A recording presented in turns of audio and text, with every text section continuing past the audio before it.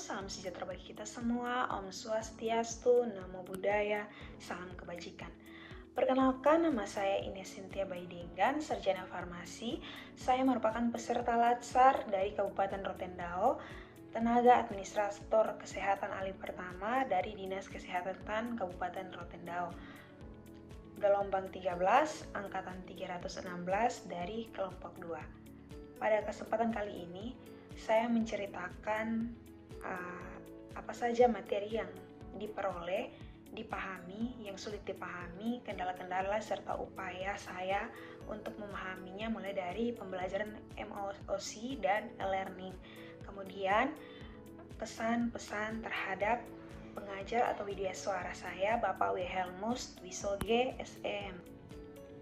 Pada pembelajaran agenda 2, berfokus pada core values ASN berakhlak, yaitu yang pertama, berorientasi pelayanan, berkomitmen memberikan pelayanan prima demi kepuasan masyarakat. Yang kedua, akuntabel, bertanggung jawab atas kepercayaan yang diberikan. Yang ketiga, kompeten, terus belajar dan mengembangkan kapabilitas. Yang keempat, harmonis, terus saling peduli dan menghargai perbedaan. Yang kelima, loyal, berdedikasi dan mengutamakan kepentingan bangsa dan negara. Yang keenam, adaptif, terus berinovasi dan antusias dalam menggerakkan ataupun menghadapi perubahan. Yang ketujuh, kolaboratif, membangun kerjasama yang sinergis. Saya memahami bahwa nilai-nilai ini merupakan paduan perilaku nyata yang harus diimplementasikan dalam tugas keseharian saya sebagai ASN. Yang berikut, materi yang dipahami. Aspek-aspek materi yang berhasil saya serap dengan baik meliputi yang pertama, panduan perilaku praktis. Saya sangat memahami implementasi harian dari nilai berorientasi pelayanan, kompeten, dan harmonis. Contohnya seperti melayani dengan senyum ramah, menyelesaikan tugas dengan kualitas terbaik, serta tidak diskriminatif terhadap rekan kerja maupun masyarakat. Yang mana fungsi utama ASN, saya memahami bahwa seluruh nilai berakhlak ini bermuara pada penguatan fungsi ASN sebagai pelaksana kebijakan publik, pelayan publik, serta perekat dan pemersatu bangsa. Dan materi yang sulit saya pahami yaitu internalisasi nilai adaptif pada birokrasi. Memahami bagaimana cara menumbuhkan sikap proaktif dan inovatif di unit kerja real, terutama jika berhadapan dengan keterbatasan fasilitas digital atau terbentur regulasi internal yang belum fleksibel. Yang berikutnya, kendala-kendala yang saya hadapi ketika melakukan pembelajaran secara metode MOOC atau mandiri dan metode e-learning atau secara daring. Yang mana metode MOOC atau secara mandiri, ketika kita belajar, kita memiliki keterbatasan ruang diskusi dua arah. Membuat saya harus menganalisis studi, kasus, dan materi itu secara sepihak sehingga memicu risiko salah interpretasi materi.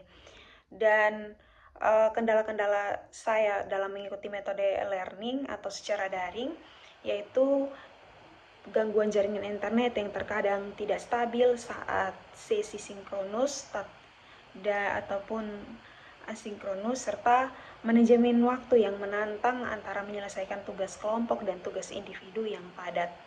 Dan upaya-upaya saya untuk memahami materi yang saya pelajari secara emosi dan e-learning, yaitu yang pertama secara emosi atau belajar mandiri, saya mengelompokkan 7 nilai berakhlak berdasarkan kata kunci dan kalimat afirmasinya agar mudah diingat.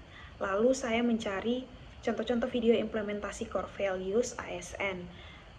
Lalu berdasarkan metode e-learning atau secara daring, melakukan diskusi kelompok intensif yang mana saya memanfaatkan grup WhatsApp dan breakout room Zoom untuk berdiskusi aktif dengan rekan seangkatan kami, saling membeda tugas, bertukar persepsi, dan mengoreksi pemahaman satu sama lain. Pesan dan pesan saya terhadap widya suara saya, Bapak Wilhelmus Dwisoge, SMT, ketika mengikuti pembelajaran agenda 2, yaitu di mana pengajar kami menyampaikan materi agenda 2 ini dengan sangat komunikatif, interaktif, dan tidak monoton.